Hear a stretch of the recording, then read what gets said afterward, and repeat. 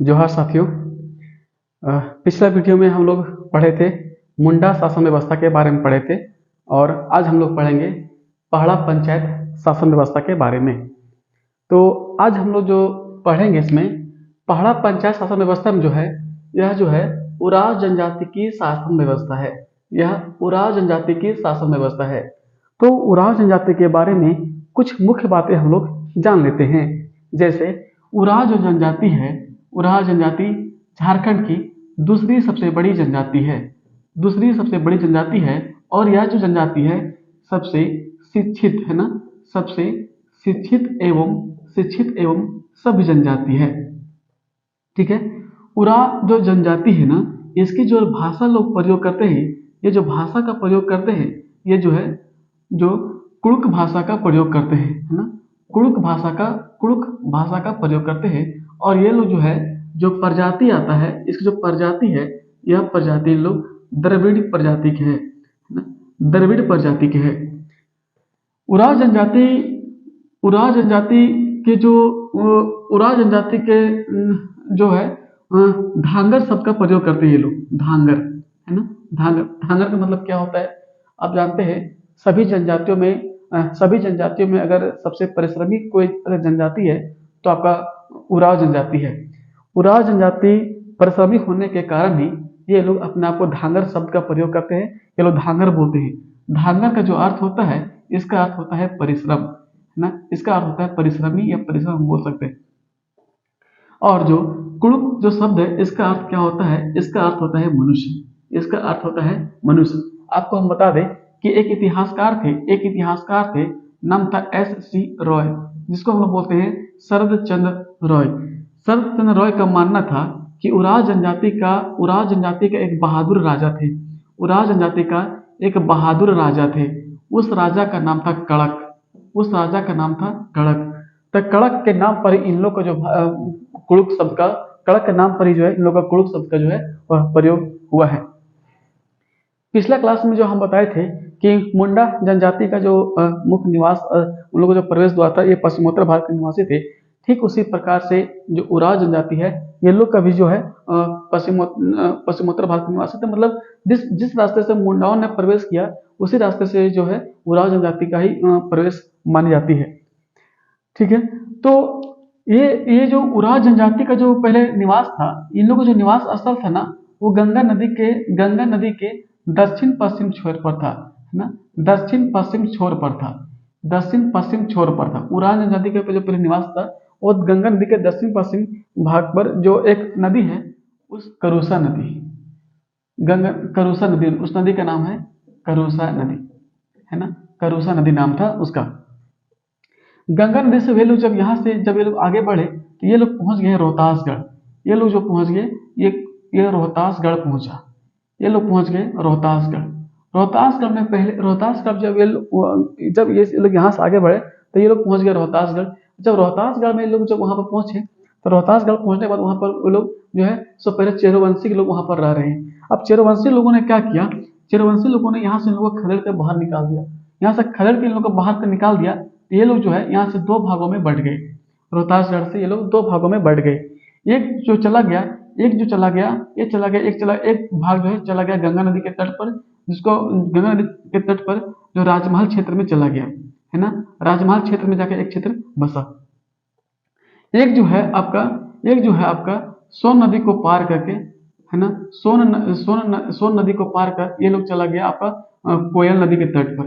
कोयल नदी के तट पर एक क्षेत्र है, जिला है, उस जिला का नाम है पलामू जिला में जाके निवास किया। मतलब रोहतासगढ़ से जब ये लोग को निकाला गया तो वहां से ये लोग दो भागों में बढ़ गए। एक भाग चला गया, दो दल में बढ़ गए। एक दल चला गया आपका गंगा नदी होते हुए राजमहल क्षेत्र में चला गया। दूसरा जो दल है वह सोन नदी को पार कर कोयल नदी के तट पर ये लोग जो है पलामू नदी में जाकर के ये लोग पलामू जिला में ये लोग जो है तो जाकर के वहां पर बस गए। इस प्रकार से इन लोगों ने झारखंड में इन लोगों का निवास हो गया। आपको हम बता दें कि उराव जनजाति, अब देखिए इस प्रकार से ये लोग झारखंड में आकर के इन लोगों ने प्रवेश कर गया। अब देखो झारखंड में जब आ गए तो इन लोगों ने झारखंड में जो इन लोगों का उराव जनजाति का जो गांव जो होती थी, वह सबसे छोटी इकाई होती थी प्रशासनिक का। मतलब उराव जनजाति में गांव जो होती थी वो प्रशासनिक का सबसे छोटा भाग होता था। प्रशासन का उराव जनजाति में प्रशासन का सबसे छोटा जो भाग होता था, सबसे छोटा जो भाग होता था, सबसे छोटा भाग जो होता था वो गांव होता था, है ना, गांव। अब प्रत्येक गांव मिला करके, प्रत्येक गांव को मिला करके, प्रत्येक गांव में एक ग्राम पंचायत होती थी। प्रत्येक गांव में एक ग्राम पंचायत होती थी। और ग्राम पंचायत का जो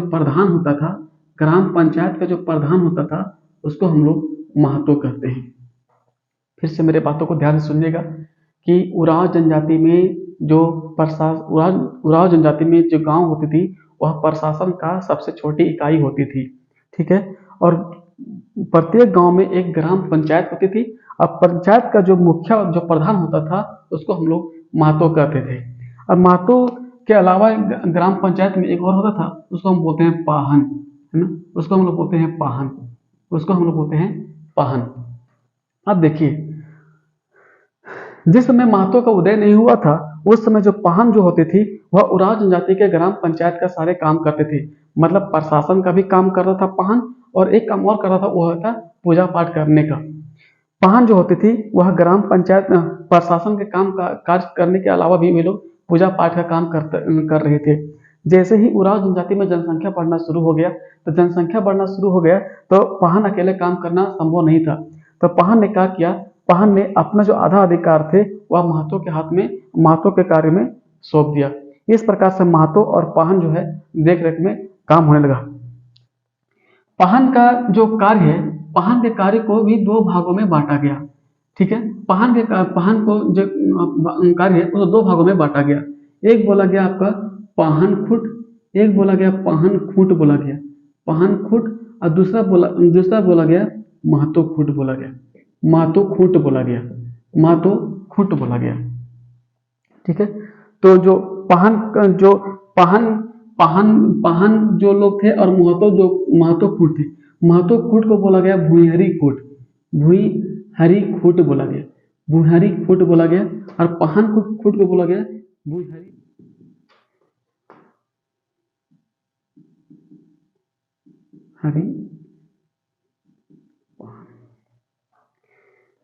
ये लोग जो है, अब ये लोग दो कामों में ये लोग अपना, अब जो भुहेरी पाहन था ये लोग पूजा पाठ करना शुरू कर दिया, और महतो जो भुहेरी महतो था ये अपना प्रशासन का कार्य करना शुरू कर दिया। इस प्रकार से उराव जनजाति में अलग अलग प्रशासन आए और अलग अलग उन लोगों ने अपना अपना कार्य करना शुरू कर दिया। जैसे में से पहला जो है वो है आपका महतो का क्या, जब महतो जो प्रशासक थे उसका क्या काम है, तो इस शासन व्यवस्था में जो प्रत्येक गांव में जो प्रधान होता था उसे महतो कहा गया था। मतलब उराव जनजाति में जो गांव का जो प्रशासक थे उससे महतो गया है। वह एक अनुभवी, वो जो महतो जो थे अनुभवी बुजुर्ग के लोगों के सहयोग से विवादों का निपटारा करते थे, और दोषी पाए जाने पर जो है सो शारीरिक एवं आर्थिक दंड देते थे। मतलब महतो में अगर उराव जनजाति में कोई विवाद उत्पन्न हो जाती थी तो वहाँ महतो जो है वहाँ पर रहने वाले बुजुर्ग जो काफी, मतलब हम बोल सकते हैं जो अनुभव लोग जो होते थे, मतलब जो काफी अनुभवी लोग होते थे, उन लोग से राय मशवरा लेकर के विवादों का निपटारा करते थे, और दोषी पाया गया तो उसको आर्थिक दंड या फिर शारीरिक दंड दिया जाता था। उसके बाद आता है मांझी आता है। जो मांझी का क्या काम है, तो मांझी जो होता था वो महतो का सहयोगी होता था, और जो पंचायत में जो बैठक होती थी तो पंचायत में जो निर्णय लिया जाता था उस निर्णय को ग्रामीणों तक पहुंचाने का काम जो है वो मांझी करता था। अगला है आपका पहड़ा। जो पहड़ा है, पहड़ा एक अंतरग्रामीण पंचायत होती थी जिसमें कई गांव शामिल होते थे, जैसे 5, 7, 11, 21 और 22, ये सभी गांवों को मिला करके एक पहड़ा का गठन किया जाता था। और पहड़ा का जो प्रमुख होता था उसे हम लोग पहड़ा राजा के नाम से जानते हैं। पहड़ा पंचायत जो होती थी, पहड़ा में जो पंचायत होती थी वह त्रिस्तरीय पंचायत होती थी। त्रिस्तरीय एक होता था त्रिस्तरीय होता था, जिसमें एक निम्न स्तर का पंचायत होती थी, एक मध्य स्तर का पंचायत होती थी, एक उच्च स्तर का पंचायत होती थी। अगर अगर कोई विवाद अगर निम्न स्तर और मध्य स्तर में अगर कोई विवाद नहीं सुलझा, तो वह विवाद जो है भेज दिया जाता था, आपके उच्च स्तर में भेज दिया जाता था। बात जो है पहाड़ा राजा के द्वारा ही जो अगर जो व्यक्ति अगर कोई व्यक्ति दंडित पाया गया है, तो उस व्यक्ति को निष्कासन करने का काम जो है, गांव समाज से बाहर निष्कासन करने का काम है जो है सो पहाड़ा राजा का ही करते थे। अगर उस व्यक्ति को पुनः वापस ले जाना है हमारे समाज में, तो पुनर्वापसी करने का काम जो है हमारे पहाड़ा राजा ही करते थे।